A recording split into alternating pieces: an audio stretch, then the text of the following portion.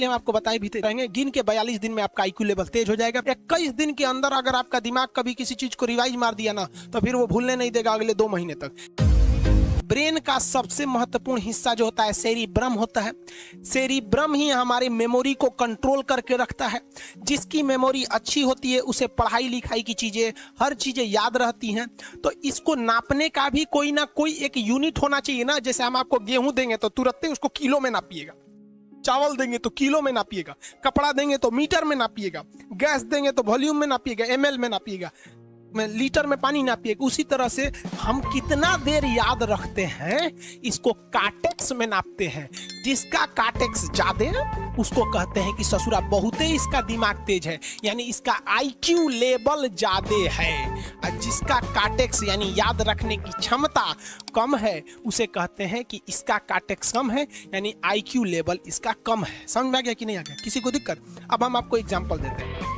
आपकी लाइफ में बहुत सारे टीचर आए, कुछ टीचर आपको नोट्स खोल के पढ़ाते हैं। कोनो किताब उताब नहीं है जी? हाँ, कोनो किताबें नहीं, खाता बुक वे देना यहाँ, इसी को समझा देते। देख, ये हिसाब किताब वाला किताब है। दिवाली के समय हिसाब किताब फाइनल होता है ना, सबका सैलरी उलरी का, तो कुछ टीचर को देखेगा ना तो ऐसे एक किताब लेके रखे रहेंगे लोग, और इसी में देख के पढ़ा देंगे। बाबू देखो, नर्वस सिस्टम का 2 पार्ट होता है, 2 ना 3 होता है। नर्वस सिस्टम का 3 पार्ट होता है। ऐसे लोगों का मतलब, ये खाता बुक रख दो भाई, इसका हिसाब दिवाली में हो जाएगा। तो ये ऐसे लोगों का इस आईक्यू लेवल कम है। लेकिन कुछ लोगों को देखेंगे आप, उनको किताब उताब से मतलब नहीं होता। जैसे आप इलाहाबाद यूनिवर्सिटी कभी जाइए तो देखिए, या बड़े टीचर आईआईटी वगैरह जाएंगे, बहुत एकदम टीचर आते हैं आराम से, कोई नोट सोर्स कुछ नहीं, आया पढ़ा रहा है, चालू किया, एकदम मस्त एंजॉय करके चला गया। तो इनका आईक्यू लेवल ज्यादा होता है। आईक्यू लेवल बढ़ाने के लिए हम आपको बताए भी थे, दिमागीन खाइए, अच्छा रहता है।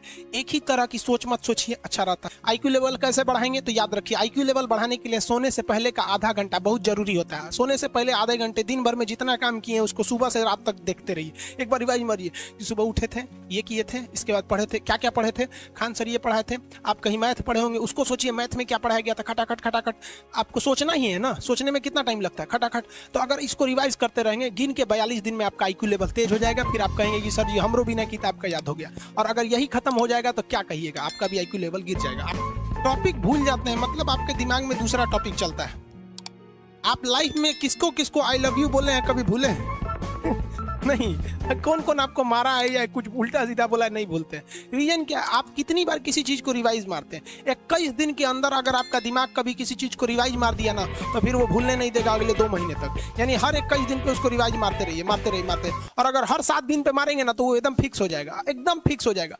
हम लोग को क्या है भैया, दिन रात पढ़ाते पढ़ाते पढ़ाते पढ़ाते आदमी पगला जाता है। इसलिए अब कोई नींद में भी पूछेगा, खान सर स्वायत्त तंत्रिका तंत्र किसे कहेंगे? स्वायत्त में कुछ नहीं आएगा, ये आ जाएगा आपका सिंपैथेटिक और पैरासिम्पैथेटिक, बस यही आ जाएगा। क्यों इतना जल्दी जल्दी जल्दी जल्दी रिवाइज मारा आदमी कि ये हमारा सब कॉन्शियस माइंड में घुस गया है। सब कॉन्शियस, देखिए कॉन्शियस माइंड उसे कहते हैं जिस पर हमारा कंट्रोल रहता है। जैसे हमसे कोई पूछेगा कि आप भी अगर पूछेंगे कि खान सर जो 1 हफ्ता क्लास नहीं लिए थे कहाँ थे, तो हम सोचने लगेंगे ये स्टूडेंट है, इससे हर बात क्या बताएगा आदमी कि किस डॉक्टर के पास थे, कहाँ गए थे। नॉर्मल बोल देंगे बाबू थोड़ा सा मेडिकल हेल्थ इशू था इसलिए चले गए। लेकिन अगर मम्मी पापा पूछेंगे तो हर चीज बताएंगे। तो जो चीज हमारे कंट्रोल में नहीं रहता है वो उसे क्या कहते हैं, सब कॉन्शियस माइंड। जैसे कोई हमारा नाम पूछेगा, खटाक से बता देंगे खान सर, समझ में आ गया कि नहीं? ओरिजिनल नाम तो आपको भी नहीं बताते हम लोग यहाँ पे। तो सब कॉन्शियस माइंड में घुसा दीजिए। जो चीज, जैसे आप स्टेशन पे उतरिए या बस स्टैंड पे उतरिए, अपने घर जाने के लिए कभी रास्ता याद किए हैं? हाँ, इसके बाद दाहिने मुड़ना है, बाएं मुड़ना। आप फोन पे बतियाते भी चले जाते हैं।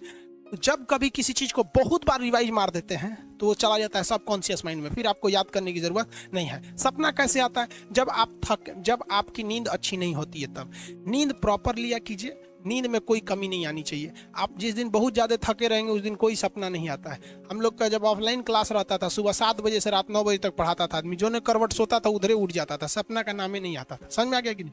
जब भी आपके बॉडी में ऑक्सीजन की कमी आएगी वो चीज़ दर्द करने लगेगा। जैसे आप दौड़ेंगे तो आप सांस ज़्यादा नहीं ले पाते, ऐसे लेते हैं तो बॉडी में सांस नहीं पहुंच पाता और हाथ पैर में आपके लैक्टिक एसिड जम जाता है, जिसलिए दर्द करने लगता है। तो जब कभी भी मेहनत करने लगेंगे या फिर दब हो जाएगा तो ब्रेन दर्द करने लगता है। दूसरा, कोमा क्या होता है? ब्रेन हमेशा वर्किंग करते रहता है। अगर वो रेस्ट में चला गया तो उसी को कोमा कहते हैं। अब परमानेंटली रेस्ट में चला गया तो मरिए जाएंगे।